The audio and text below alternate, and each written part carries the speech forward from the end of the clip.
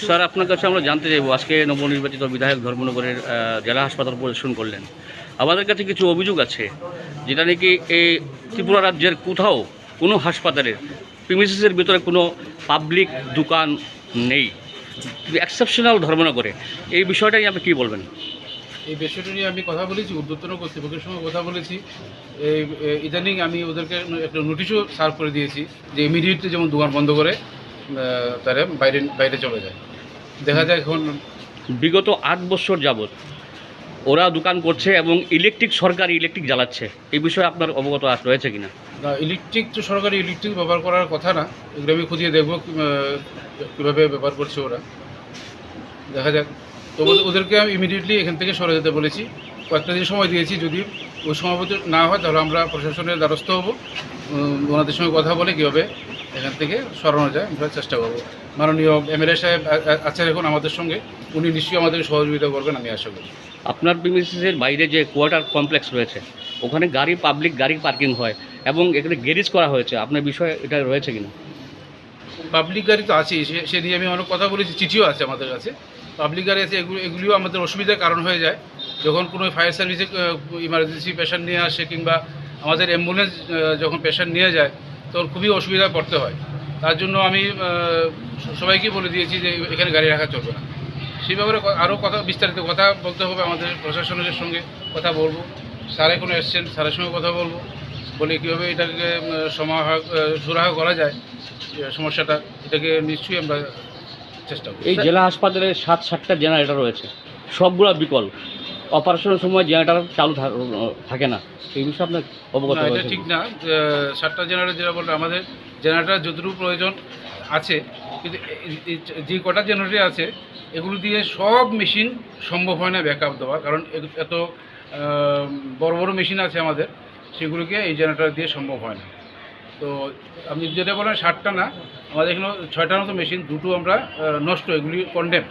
তো এগুলোকে আমরা প্রসেস চলছে, এগুলিকে এখান থেকে সরিয়ে নেওয়ার বা রোগীদের যে খাদ্য তালিকা রয়েছে, পেশেন্ট যারা অ্যাডমিশন নেয় এখানে, তো আমাদের কাছে অভিযোগ আছে ওদেরকে ডিম এবং দুধ দেওয়া হয় না।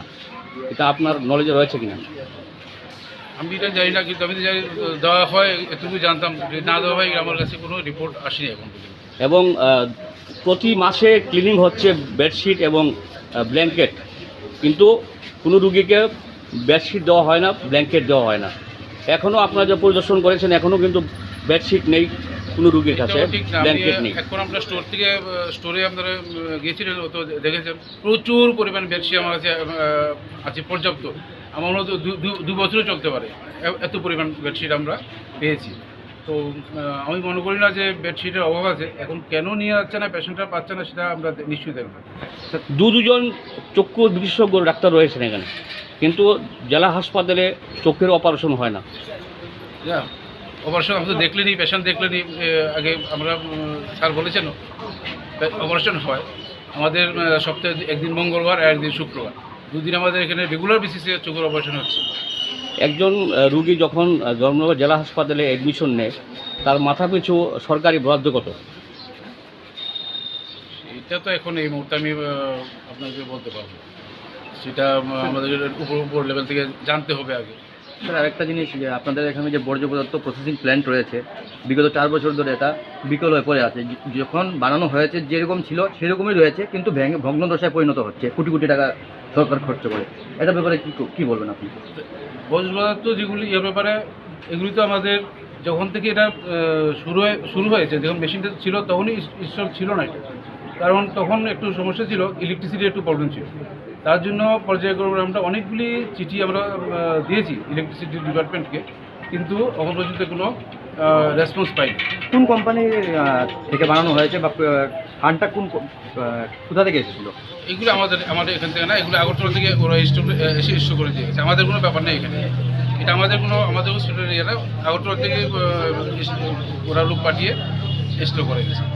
স্যার, একটা জিনিস জানতে চাইব, জেলা অন্ধ নিবারণ সমিতি যেগুলোর ফান্ড আছে, একটা সংস্থাকে দেওয়া হয়েছিল, সেবা সৌর্য সংস্থা আছে, ওদেরকে কত টাকা ওদেরকে বরাদ্দ করা হয়েছে বিনা পয়সায় চক্ষু অপারেশন করার জন্য?